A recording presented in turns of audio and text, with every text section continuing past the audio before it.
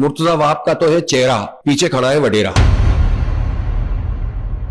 3,360 ارب روپے پچھلے 15 سال میں مرتضی وہاب کی پارٹی پیپلز پارٹی وہ کراچی کے عوام کے کھا چکی ہے۔